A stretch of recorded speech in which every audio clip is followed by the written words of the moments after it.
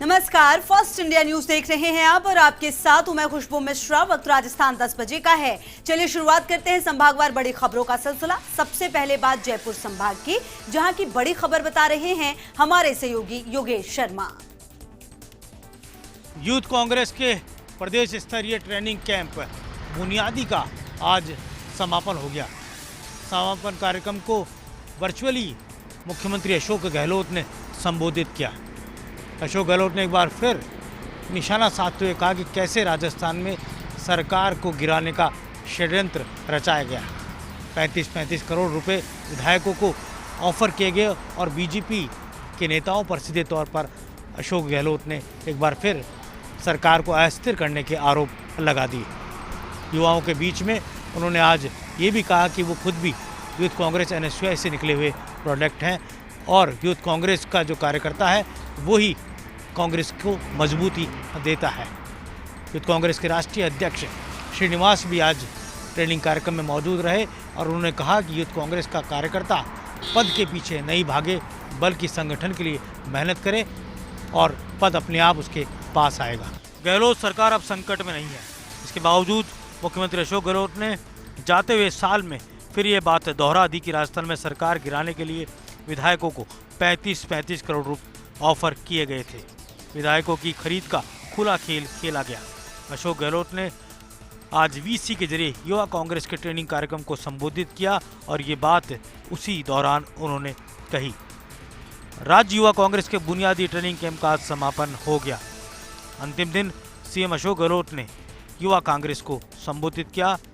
राज्य और देश के युवा नेता इस वक्त इसमें मौजूद रहे। गहलोत ने यूथ कांग्रेस के कार्यक्रम में ये कहा कि राहुल गांधी दलित, आदिवासी और पिछड़ों के पुरोधा है। कांग्रेस भाग्यशाली है कि उन्हें राहुल गांधी जैसा ईमानदार व्यक्ति का नेतृत्व मिला है। गहलोत ने कहा कि युवाओं को शुरू से कांग्रेस आगे बढ़ाती आई है। राजस्थान में भी कई युवा मंत्री बने। मैं 31-32 साल की उम्र में केंद्रीय मंत्री बना। UPA सरकार में भी युवा मंत्रियों की अच्छी संख्या रही।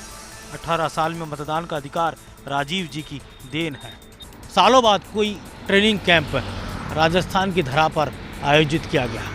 यूथ कांग्रेस के इस ट्रेनिंग कैंप की खास बात यही थी कि सोशल मीडिया जो कि युवाओं के बीच बेहद लोकप्रिय है और इसी सोशल मीडिया ने नरेंद्र मोदी की सरकार को देश में स्थापित करने में महत्वपूर्ण भूमिका निभाई है।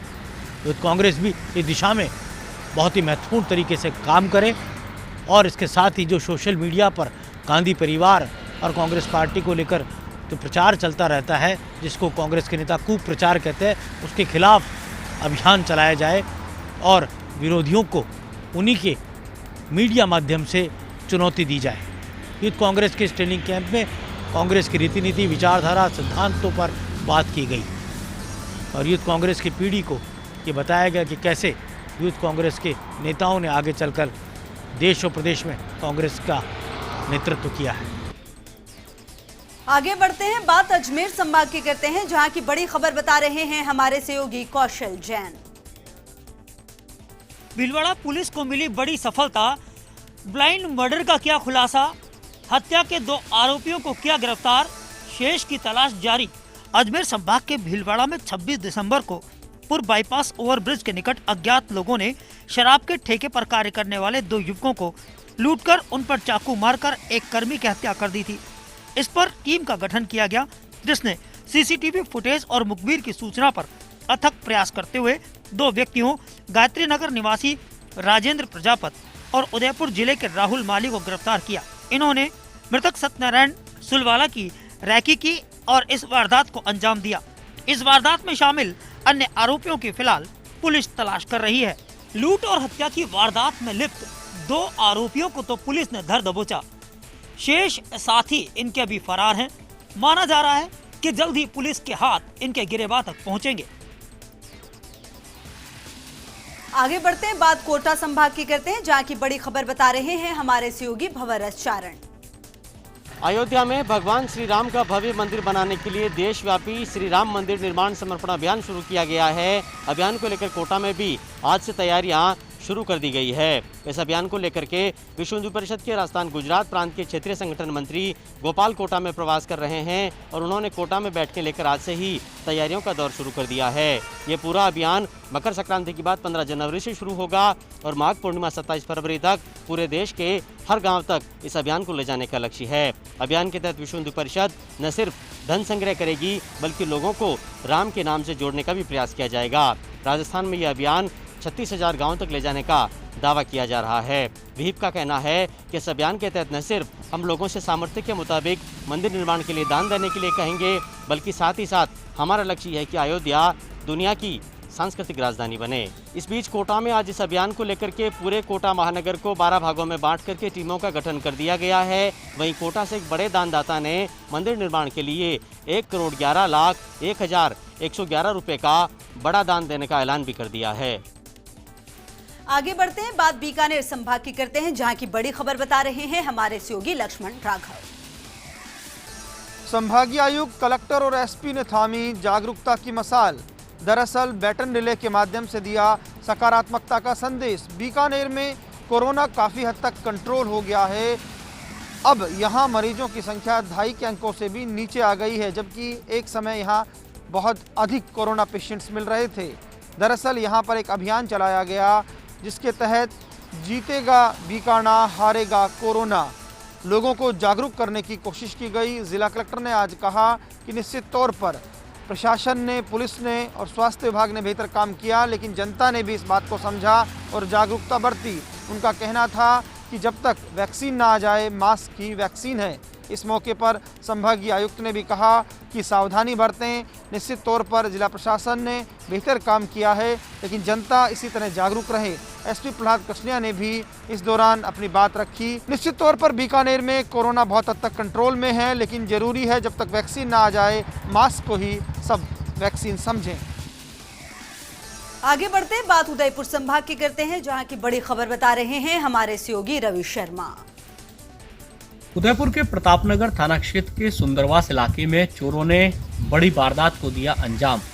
सूने मकान से करीब 60 तोला सोने के जेवरात और 2.5 लाख रुपए की नकदी लेकर हुए फरार। पुलिस कर रही है बदमाशों की तलाश।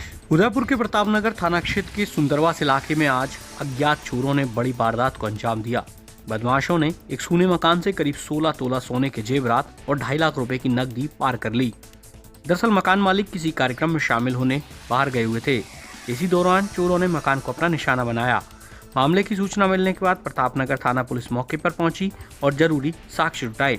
फिलहाल पुलिस मकान के आसपास लगे सीसीटीवी कैमरों के आधार पर बदमाशों की तलाश में जुट गई है। दरअसल ये पूरा परिवार किसी कार्यक्रम में शिरकत करने शहर से बाहर गया हुआ था और ऐसे में चोरों ने इस मकान को अपना निशाना बनाया। फिलहाल पुलिस आसपास लगे सीसीटीवी फुटेज के आधार पर अज्ञात बदमाशों की तलाश में जुटी हुई है। आगे बढ़ते हैं, बात भरतपुर संभाग की करते हैं, जहां की बड़ी खबर बता रहे हैं हमारे सहयोगी रवि कटारा। भरतपुर में घूसखोरों के खिलाफ एसीबी की बड़ी कार्रवाई। 10,000 की रिश्वत के साथ औषधि नियंत्रण कार्यालय में तैनात कंप्यूटर ऑपरेटर को किया रंगे हाथों गिरफ्तार। भरतपुर के आरबीएम अस्पताल स्थित औषधि नियंत्रण कार्यालय में कंप्यूटर ऑपरेटर और उसके भाई को आज भ्रष्टाचार निरोधक ब्यूरो की टीम ने 10,000 की रिश्वत लेते हुए रंगे हाथ गिरफ्तार कर लिया। आरोपी नवीन ने यह रिश्वत की राशि मेडिकल की दुकान खोलने के लिए उच्च अधिकारियों द्वारा निरीक्षण कराने की एवज में ली थी और रिश्वत की राशि को अपने भाई पवन गोयल को दे दी।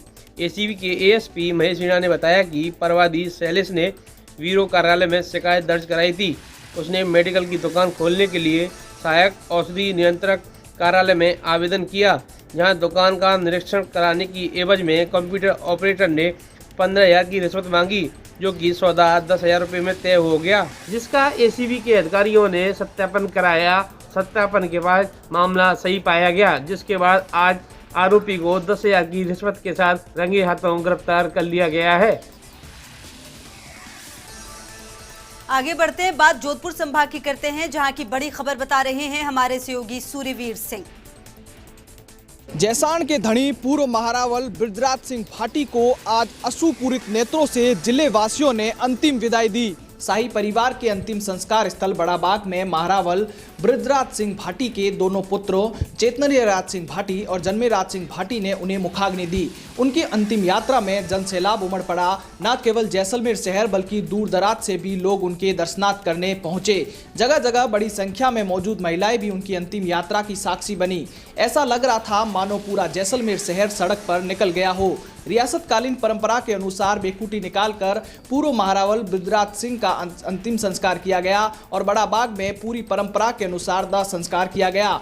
महारावल बृजराज सिंह के निवास स्थान मंदिर पैलेस से उनकी शव यात्रा रवाना हुई, जहां जवार निवास तक पदयात्रा के रूप में ले जाया गया। बाद में विभिन्न वाहनों से शव यात्रा बड़ा बाग गांव पहुंची और इससे पूर्व बृजराज सिंह की पार्थिव देह को मंगलवार सुबह दिल्ली से स्वर्ण नगरी जैसलमेर लाया गया। उनकी पार्थिव देह को आम जन के अंतिम दर्शन के लिए रखा गया और मंदिर पैलेस में बड़ी संख्या में लोग पहुंचकर श्रद्धा सुमन अर्पित किए।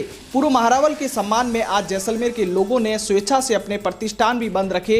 हालांकि कोरोना काल के लंबे अरसे बाद जैसलमेर के पर्यटकों से गुलजार है, लेकिन व्यापारियों ने इसे दरकिनार कर महारावल बृजराज सिंह के प्रति अपना सम्मान व्यक्त किया और महारावल बृजराज सिंह के अंतिम यात्रा में हजारों की संख्या में लोगों का हुजूम उमड़ा।